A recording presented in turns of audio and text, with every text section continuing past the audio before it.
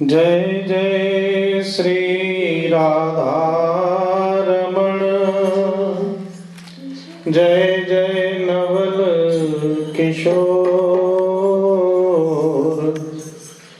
जय गोपी चित चोर प्रभु, जय जय माखन चोर। चलो सखी वहाँ चालिए जहाँ बसे ब्रजराज, गोरस बेचत हरि मिले, एक पंथ दो काज। श्री वृंदावन बिहारी लाल की जय। हे गोपाल राधा कृष्ण गोविंद गोविंद, हे गोपाल राधा कृष्ण गोविंद गोविंद, हे गोपाल राधा कृष्ण गोविंद गोविंद, हे गोपाल राधा कृष्ण गोविंद गोविंद, कृष्ण गोविंद गोविंद राधे गोविंद गोविंद, कृष्ण गोविंद गोविंद राधे गोविंद गोविंद, कृष्ण गोविंद गोविंद राधे गोविंद गोविंद, कृष्ण गोविंद गोविंद राधे गोविंद गोविंद, हे गोपाल राधा कृष्ण गोविंद गोविंद, हे गोपाल राधा कृष्ण गोविंद गोविंद, हे गोपाल राधा कृष्ण गोविंद गोविंद, हे गोपाल राधा कृष्ण गोविंद गोविंद, कृष्ण गोविंद गोविंद राधे गोविंद गोविंद, कृष्ण गोविंद गोविंद राधे गोविंद गोविंद, कृष्ण गोविंद गोविंद राधे गोविंद गोविंद, कृष्ण गोविंद गोविंद राधे गोविंद गोविंद, हे गोपाल राधा कृष्ण गोविंद गोविंद, हे गोपाल राधा कृष्ण गोविंद गोविंद, हे गोपाल राधा कृष्ण गोविंद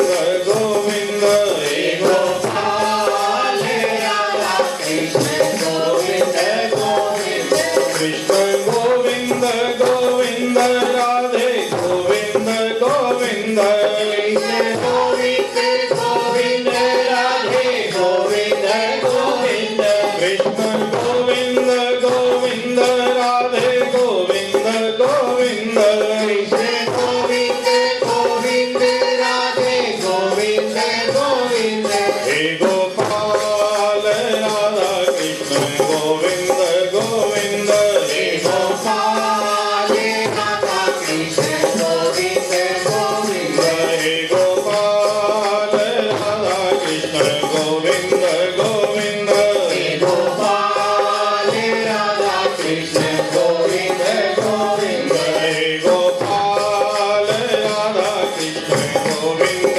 गोविंद, हे गोपाल राधा कृष्ण गोविंद गोविंद, कृष्ण गोविंद गोविंद राधे गोविंद गोविंद, कृष्ण गोविंद गोविंद राधे गोविंद गोविंद, कृष्ण गोविंद गोविंद राधे गोविंद गोविंद, कृष्ण गोविंद गोविंद राधे गोविंद गोविंद, हे गोपाल राधा कृष्ण गोविंद गोविंद, हे गोपाल राधा कृष्ण गोविंद गोविंद,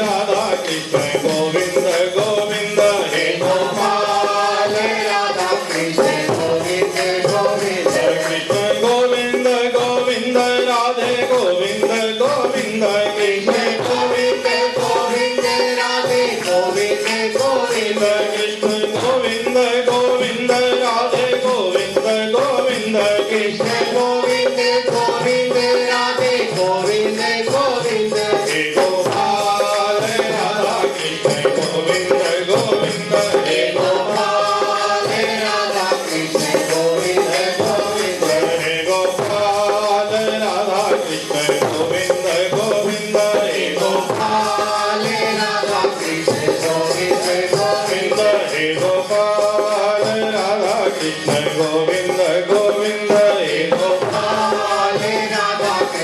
गोविंद गोविंद हे गोपाल राधा कृष्ण गोविंद गोविंद हे गोपाल राधा कृष्ण गोविंद गोविंद हे गोपाल राधा कृष्ण गोविंद गोविंद हे गोपाल राधा कृष्ण गोविंद गोविंद हे गोपाल राधा कृष्ण गोविंद गोविंद हे गोपाल राधा कृष्ण गोविंद गोविंद हे गोपाल राधा कृष्ण गोविंद गोविंद वृंदावन बिहारी लाल की जय जय श्री राम।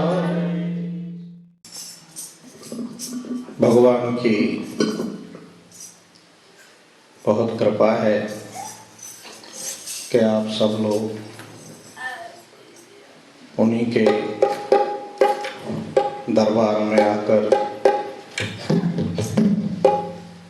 अपने जीवन के कुछ क्षण को सार्थक कर रहे हैं।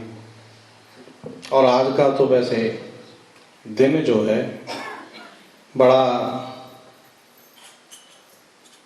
पावन है। कल से इंडिया में तो खूब धूम मची हुई है अक्षय तृतीया की। अक्षय तृतीया के बारे में आप लोग जानते ही होंगे। अक्षय किसे कहते हैं? जिसका कभी क्षय न हो।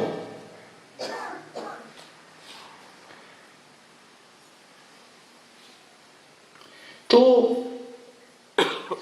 पुराणों के अनुसार, संत भक्त विद्वानों के अनुसार ऐसा मानते हैं कि इस तिथि पर किया गया सत्कर्म अक्षय हो जाता है, उसका कभी क्षय नहीं होता। अच्छा, एक निवेदन करें, बाकी संसार में हम जो कुछ कर रहे हैं सब क्षय होना है। यहाँ तक कि हमारा अपने आप का भी क्षय हो जाना एक दिन है, वो तो निश्चित है। आया है सो जाएगा, राजा रंग फकीर, कोई सिंहासन चढ़ चला, कोई बंधा जंजीर। जिस दिन कोई कंपनी, कोई फैक्ट्री कोई आइटम बनाती है तो उस पर मैन्युफैक्चर डेट लिखती है, नीचे एक्सपायरी डेट उसी दिन लिख देती है। मतलब हम सबका क्षय होना ही है किसी न किसी तरीके से, ये सबका क्षय होता है। लेकिन एक बार जो प्रभु का नाम ले लिया जाए, गोविंद से संबंध बना लिया जाए, कोई सत्कर्म कर लिया जाए तो वो अक्षय हो जाता है, फिर उसका कभी क्षय नहीं होता। तो आज ये जो अक्षय तृतीया का पर्व है, ये महान पर्व है।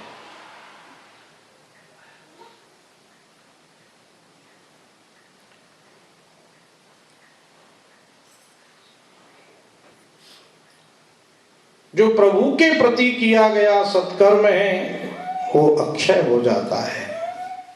बाकी संसार के जो भी हम कर्म कर रहे हैं वो भी ठीक है, लेकिन उन सब का तो एक न एक दिन क्षय होना होता है। तो हमें कुछ ऐसे कर्म करने चाहिए जो अक्षय बने। आज का जो विशेष पर्व है बसंत ऋतु और ग्रीष्म ऋतु का संधि काल है। बसंत ऋतु चल रही थी, अब ग्रीष्म ऋतु शुरू हो गई। इंडिया में तो आप जानते हैं आज के दिन से ग्रीष्म ऋतु प्रारंभ होती है और वो मज़ेदार गर्मी आती है कि आप लोग अगर आज अक्षय तृतीया के बाद जाते होंगे तो फिर क्या मज़ा होता है इस गर्मी का, आप देखते ही होंगे। तो ग्रीष्म ऋतु का प्रारंभ, इसीलिए आज के ही दिन से, अक्षय तृतीया वाले दिन से ही ठाकुर जी के ऊपर चंदन का लेपन किया जाता है।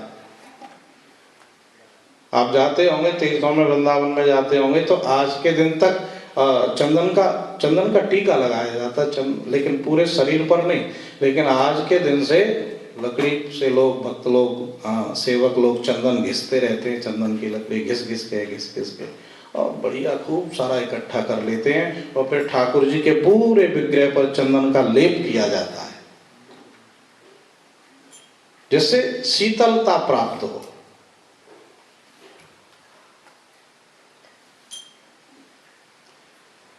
आज के ही दिन सतयुग का प्रारंभ हुआ है। हर युग किसी न किसी दिन प्रारंभ होते हैं ना, तो सतयुग और त्रेता ये दोनों अक्षय तृतीया से प्रारंभ होते हैं।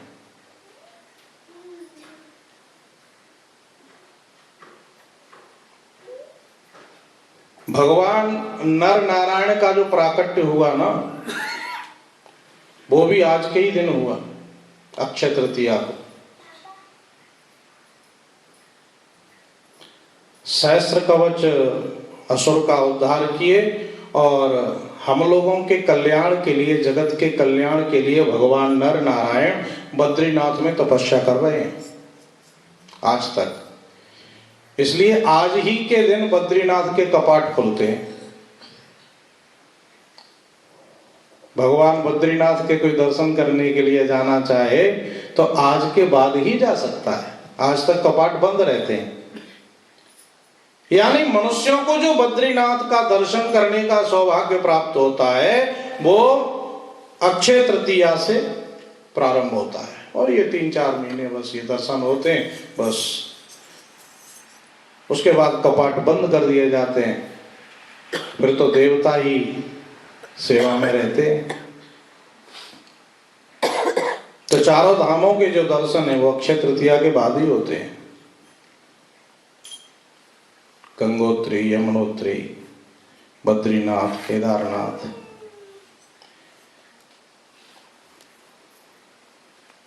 आज का एक और विशेष महत्व है। आप भागवत जी में कथा सुनते हैं, सुदामा ब्राह्मण जो कन्हैया के मित्र थे, वो द्वारका में कृष्ण को मिलने के लिए गए। तो जानते हैं वो तिथि कौन सी थी? जिस दिन कृष्ण और सुदामा का मिलन हुआ वो अक्षय तृतीया ही थी। कथा तो आप सब सुने हैं, बहुत प्रसिद्ध कथा है सुदामा जी की। बचपन में दोनों गुरुकुल में साथ पढ़े, साथ रहे, वो मित्रता। लेकिन सुदामा जी गरीब हो गए तो सुदामा की जो पत्नी है उसने एक दिन निवेदन किया कि ऐसी परिस्थिति आए तो अपने मित्रों से कुछ सहयोग लेना चाहिए, तो तुम अपने मित्र के पास चले जाओ। तो सुदामा के स्वाभिमान ने जवाब दिया, अरे देवी, तुझे क्या लगता है कि हम अपनी परिस्थिति को लेकर के मित्र के पास जाएंगे? पत्नी बोली, मैं इसलिए नहीं कह रही कि आप जाओ और उनसे कुछ मांग के लाओ, मैं इसलिए कह रही हूं कि क्या तुम्हें अपने मित्र के दर्शन करने की इच्छा भी नहीं होती? सुदामा ने बड़ी गहराई से पत्नी के बात पर विचार किया तो लगा ठीक ही तो कह रही है। भगवान के दर्शनों के लिए मुझे भेज रही है, इससे अच्छी बात क्या हो सकती है। सज्जनों, एक निवेदन करें, पति पत्नी का जो जोड़ा है, जो साथ है, सुदामा के ऊपर कितनी बड़ी परिस्थिति है कैसी परिस्थिति में जी रहे हैं, कई कई दिन तक भोजन नहीं मिलता, लेकिन सुशीला इस बात की कभी शिकायत नहीं करती है। इससे क्या सिद्ध होता है? इससे सिद्ध ये होता है कि जीवन में परिस्थिति कैसी भी आ जाए, लेकिन अगर पति पत्नी दोनों जुड़े हुए हैं, दोनों एक दूसरे का साथ दे रहे हैं, तो संसार की कोई भी समस्या आपको विचलित नहीं कर सकती।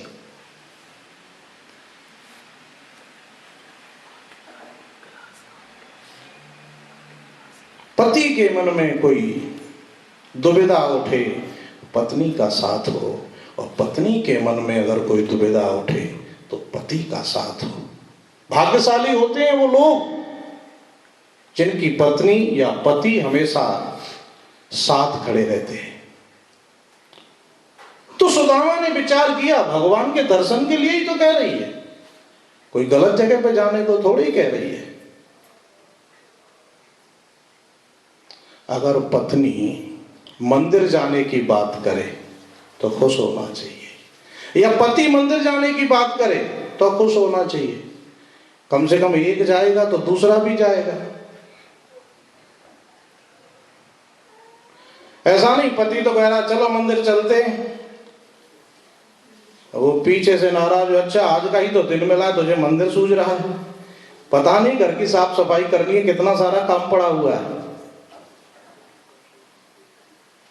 हर संडे को तुझे मंदिर सूझता है।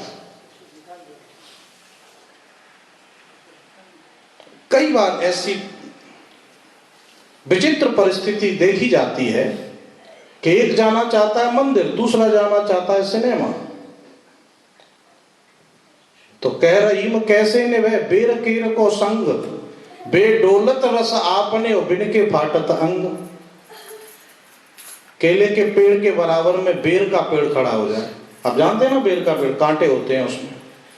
अच्छा बेर का पेड़ खड़ा हो, अब बेर हवा चले तो बेर का पेड़ तो मस्ती में झूमेगा, पर बेचारे केले का क्या होगा, उसके कांटों से उसने तो नष्ट हो जाना है। तो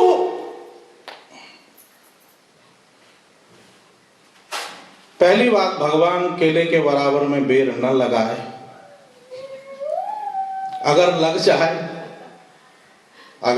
जाए कोई बात नहीं, फिर एक दूसरे का थोड़ा ध्यान इतना तो रखना ही चाहिए कि कहीं मेरे कांटों से इसको चोट न लगे।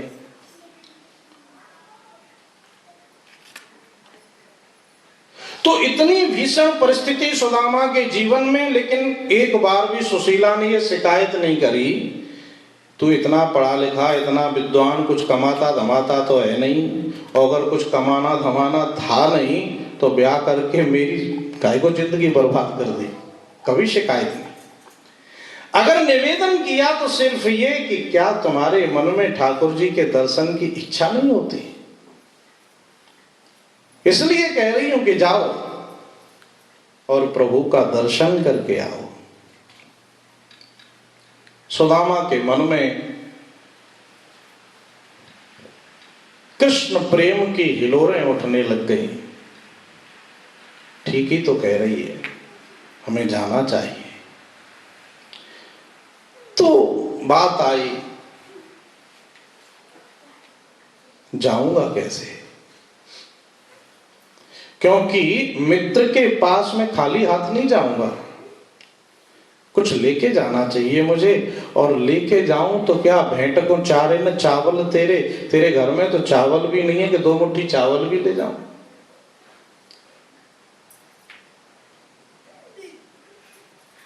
सुशीला प्रसन्न हुई, कोई बात नहीं नाथ, आप जाना तो स्वीकार करें, वो तो व्यवस्था मैं कर दूंगी। एक निवेदन करें, भगवान ने देवियों को घर गृहस्थी को संभालने की एक अद्भुत शक्ति दी हुई है।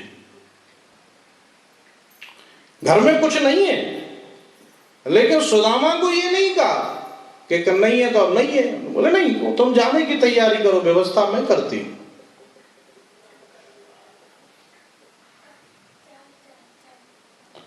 और सुशीला पड़ोसिन के घर गई, 4 घरों से 4 मुट्ठी चावल मांग के ले आई। इसलिए नहीं कि एक घर से चावल मिलते नहीं, एक घर से ही मिल जाते उसको, उसका इतना सम्मान है। लेकिन 4 घर से 4 मुट्ठी चावल इसलिए लेके आई कि 4 घर के चावल होंगे, प्रभु देखेंगे समझ जाएंगे कि सुदामा के घर का एक भी चावल नहीं है इसमें। और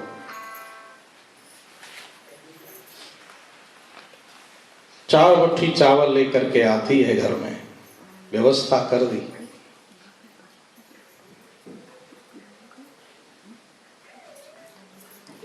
लेकिन घर में कोई इतना कपड़ा तक नहीं था जिसमें चावल को लपेटे। तो जो साड़ी सिर्फ उसने शरीर पर पहनी हुई है उसी में से एक कपड़ा निकाला और वो चावल लपेट दिए। चावल लपेट करके सुदामा को दे दिए, ये आपके मित्र के लिए भेंट। यहां पर सुशीला का त्याग देखिए। पति को ये नहीं कहा कि घर में कुछ है नहीं, सारी व्यवस्था कर दी और चावल लेकर के आई। तो मन में ये भी भावना जागृत नहीं हुई कि मेरा पति कई दिन से भूखा है, तो एक मुट्ठी चावल बना के इसको खिला दूं, इतनी दूर पैदल चल के जाएगा, थोड़ी सी इसको शक्ति मिलेगी जिससे चल सकेगा। नहीं, मैं प्रभु के नाम से लेकर के आई हूं तो प्रभु की भेंट में ही भेजूंगी। और सुदामा जी चले वहां से, प्रभु का स्मरण करते हुए सुदामा जी जा रहे हैं।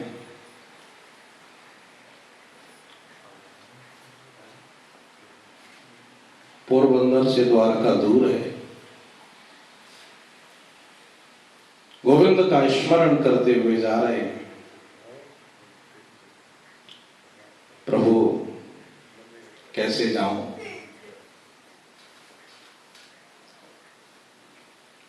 अयोध्या तेरी नगरी द्वारका दूर है।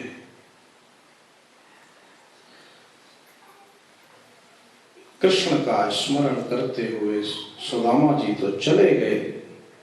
सुशीला घर में ठाकुर जी के सामने आके प्रार्थना करने लगी, प्रभु मेरे स्वामी कई दिन से भूखे हैं और द्वारका बहुत दूर है, कैसे पहुंचेंगे? आप ही कृपा करना। सुदामा चलते चलते थक गए, एक वृक्ष के नीचे विश्राम करने लगे। द्वारकाधीश वो तो प्रतीक्षा कर रहा है। योग माया के द्वारा सुदामा जी को उठाया और द्वारका के निकट ही पहुंचा दिया। सुदामा जी जगे, उठे, फिर चलने लगे।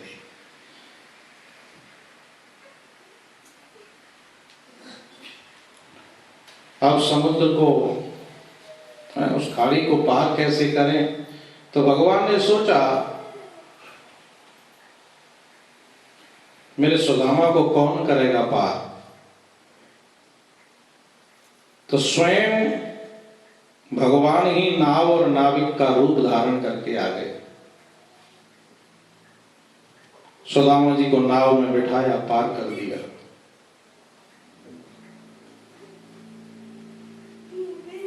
सुदामा जी जाने लगे। दिव्य नगर सामने दिखाई दिया। पहुंचते हुए दरवाजे तक पहुंचे।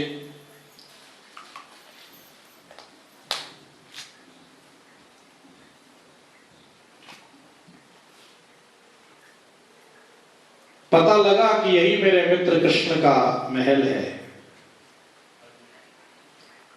द्वारपाल से निवेदन किया, भैया मैं कृष्ण को मित्र हूं, कृष्ण से मिलना चाहूं।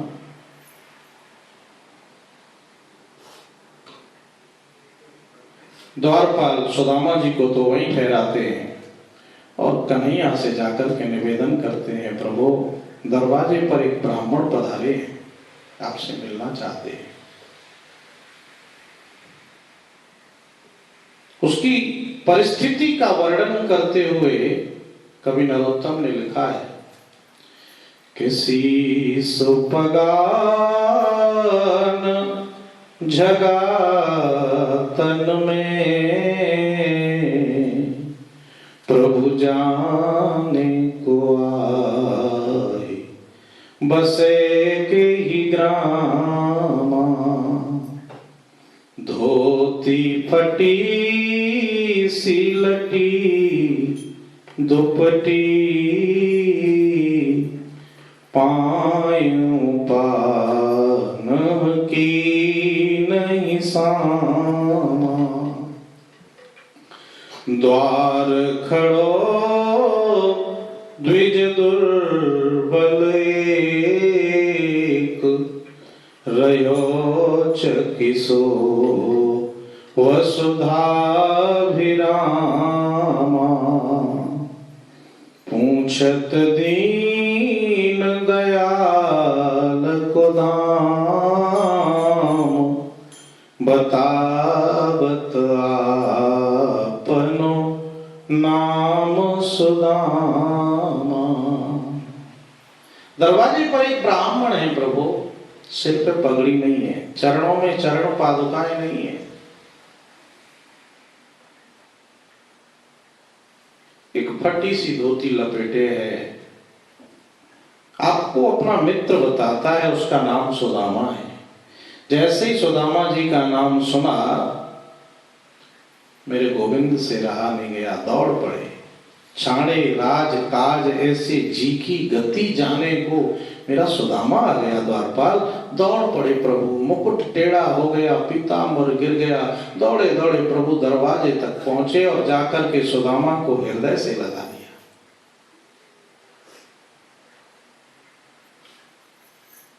महल में तो भगदड़ मच गई, क्या हुआ प्रभु, इतनी जोर से क्यों दौड़े? सुदामा को हृदय से लगा लेते हैं गोविंद और कहते हैं, अरे सुदामा, इतने दिन बाद तुझे अपने मित्र की याद आई है।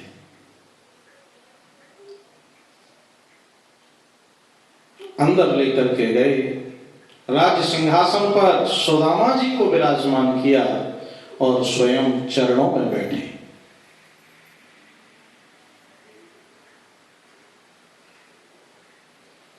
ये मित्रता का पाठ गोविंद पढ़ा रहे हैं जगत को। मित्रता कभी गरीबी अमीरी का भेद नहीं देखती। प्रेम कभी शिक्षित अशिक्षित का भाव नहीं देखता। प्रेम कभी ऊंच नीच को नहीं देखता। प्रेम तो प्रेम है, वहां किसी प्रकार का कोई पर्दा नहीं होता, और जहां पर्दा होता है वहां प्रेम नहीं होता। प्रीत तहां पर्दा नहीं, पर्दा तहां न प्रीत। प्रीत करे पर्दा करे तुलसी ये घनरीत। आपको किसी से बहुत प्रेम होगा, बहुत प्रेम होगा, आप खूब सुविधा संपन्न है, लेकिन जिससे प्रेम है उसके पास आप जाएं, आप ये नहीं देखेंगे कि मैं बैठा कहां हूं। वो अगर मिट्टी में भी बिठाएगा ना, आपको लगेगा कि ये सोने के सिंहासन से भी कहीं ज्यादा, क्योंकि आपके मन में उसके लिए प्रेम है।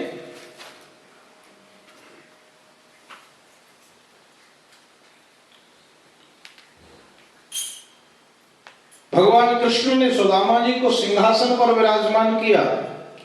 सोने की परात मंगाई गई, उसमें चरण धोने के लिए बैठे रानियां कलशों में जल लेकर के खड़ी हुई हैं। लेकिन सुदामा जी के चरण प्रक्षालन करने के लिए, धोने के लिए जब कृष्ण ने हाथ लगाया, हाथ से सैकड़ों कांटे लगे हुए थे सुदामा के चरण में।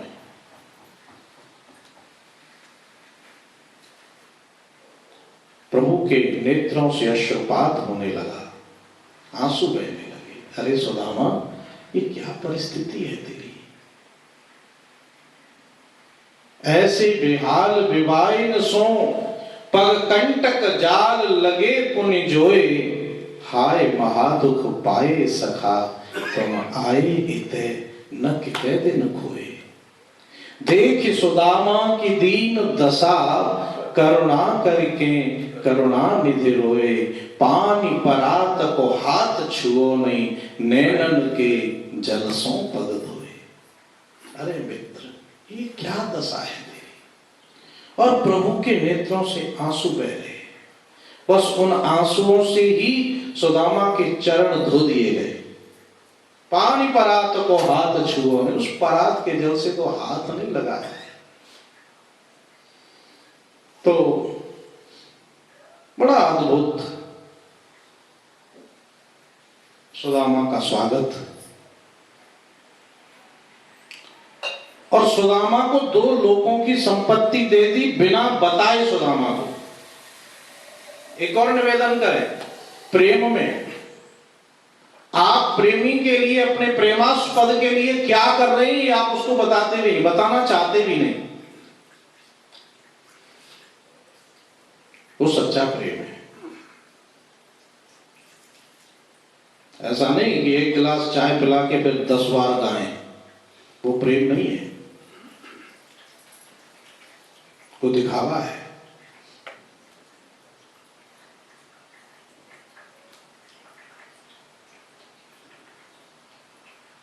प्रेम वो है जो सब कुछ देने के बाद भी लगे कि मैंने कुछ किया ही नहीं।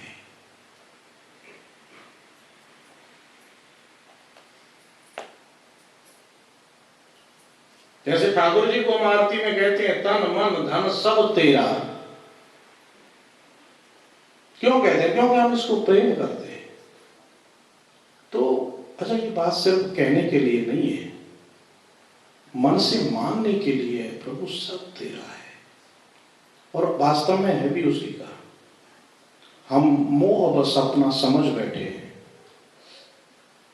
समझो है तो उसी का, बस भगवान ने हमको एक मैनेजर के तरह से हमें नियुक्त कर दिया, बेटा इसको संभाल। अच्छा, नहीं तो कई बार ऐसा होता है ना, हम जितने के योग्य नहीं है भगवान उतना दे देता है।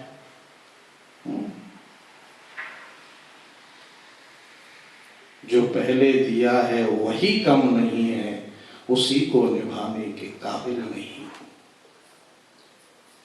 बहुत दिया है मेरे ठाकुर।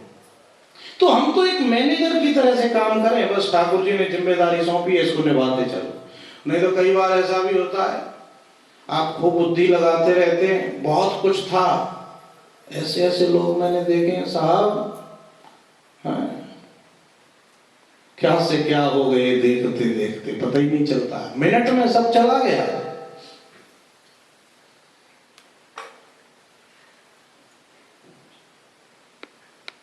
तो सब उसका है,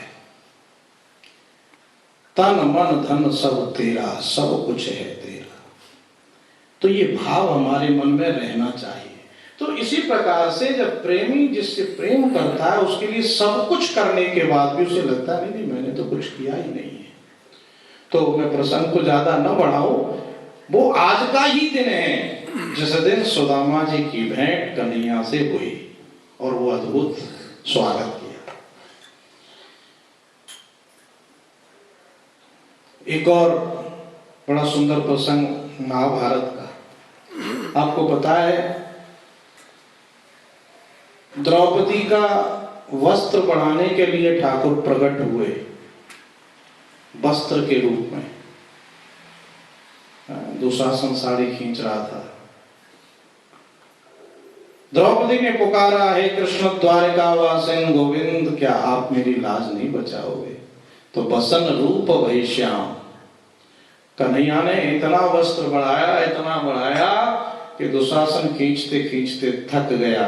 निवेदन ये कि वो भी दिन आज का ही था, अक्षय तृतीया।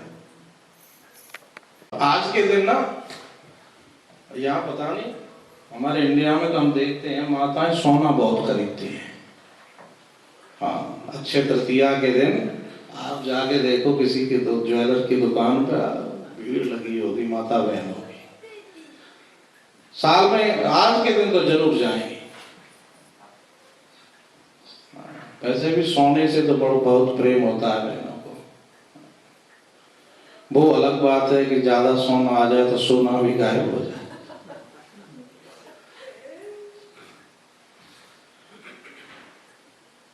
सोना आता है तो सोना चला जाता है, नींद नहीं आती। फिर एक बार क्या हुआ, एक फकीर ना आराम से रास्ते के किनारे मस्ती में लेटा हुआ था।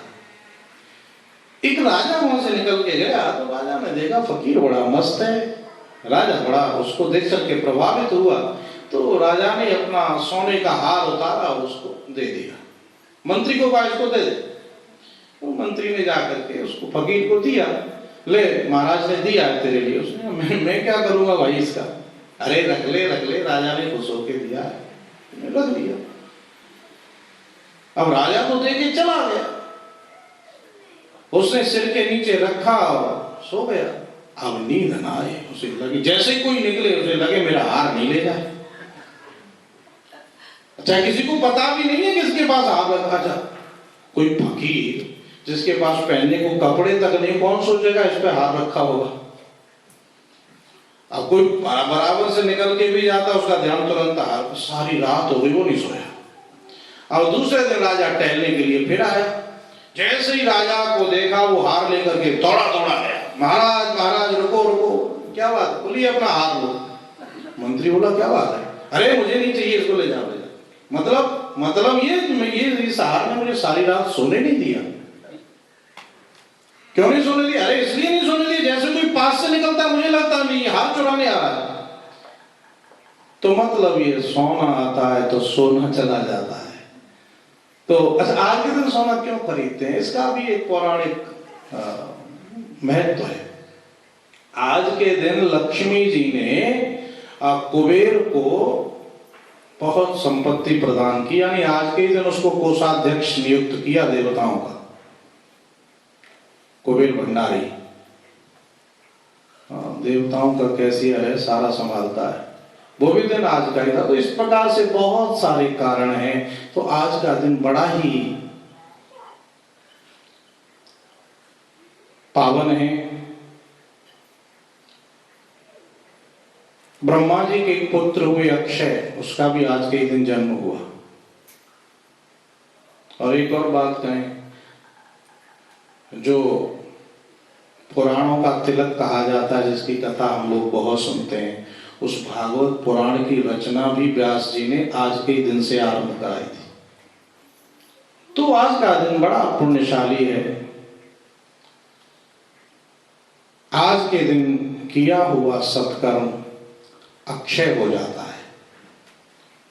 तो हम लोग विशेष ध्यान दें, और सबसे बड़ा जो सत्कर्म अक्षय होना चाहिए वो भगवान नाम संकीर्तन, के हम प्रभु से जुड़े रहें। और एक और बात मेरे को चलते चलते याद आ रही है, अपने निवेदन करूं। एक बार नंद बाबा भगवान श्री कृष्ण से कह रहे हैं, भाई हम तो प्रयागराज जा रहे हैं, गंगा स्नान करके आते हैं। भगवान बोले आज रहने दो, कल चले जाना। नंद बाबा बोले ठीक है कल चले जाएंगे। दूसरे दिन नंद बाबा जाने के लिए तैयार भये, अपनी पगड़ी वगड़ी लगाई, और जैसे ही जाने को तैयार भये तो सामने देखा कि प्रयागराज साक्षात सामने खड़े वृंदावन में। तो सारे तीर्थों को लेके, तीर्थों का राजा है प्रयाग, लेकिन प्रयाग सारे तीर्थों को लेकर के वृंदावन में आ गया।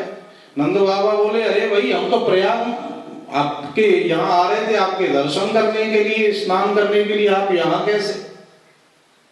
तो प्रयागराज ने कहा नंद बाबा हम सब लोग तीर्थ हैं, लेकिन जो वृंदावन है ना वो तो सब तीर्थों का भी आदरणीय और पूजनीय है। तो आज के दिन हम लोग यहाँ दर्शनों के लिए आया करेंगे। वो दिन भी आज का ही दिन था, अक्षय तृतीया। इसीलिए वृंदावन में आज बांके बिहारी जी के श्री चरणों का दर्शन होता है, बाकी पूरी साल नहीं होता,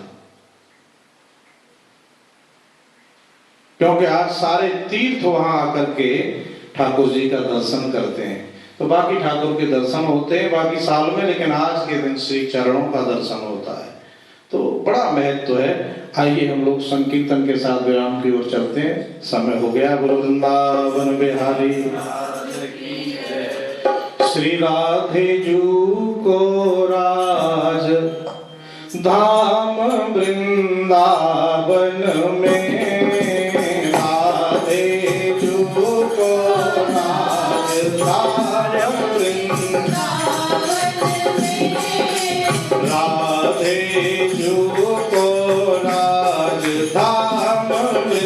वृंदावन में राधे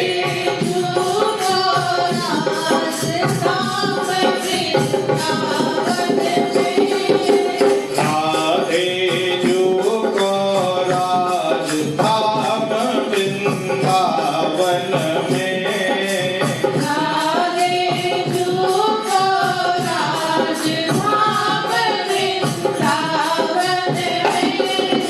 गावत संत समाज धाम वृंदावन में गावत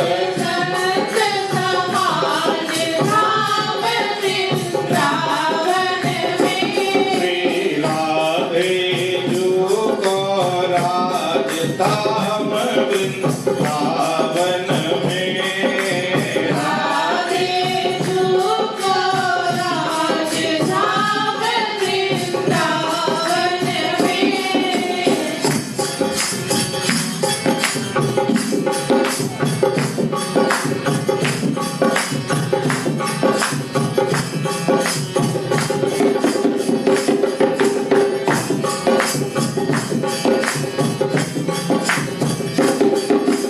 जो कोई ब्रज बीथिन में डोले जो कोई ब्रज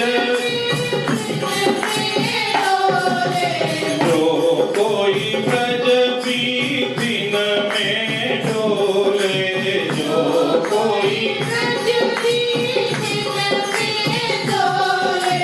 मुख से राधे राधे बोले मुख से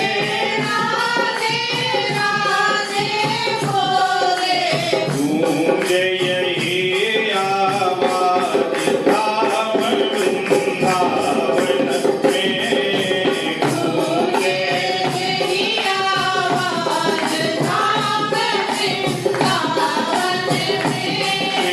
राधे जो को राजधाम वृंदावन में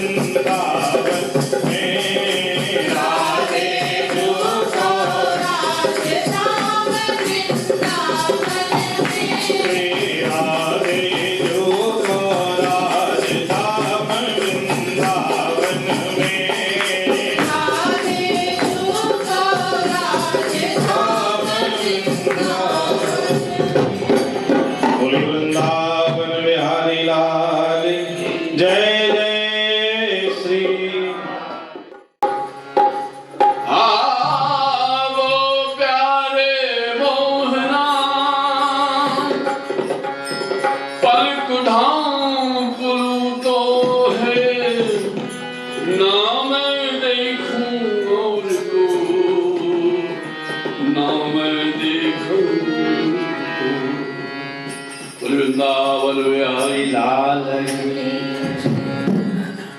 या विधि मोहन भोग लगायो, या विधि मोहन भोग लगायो, भक्त वत्सल हरि नाम गायो, भक्त वत्सल हरि नाम गायो।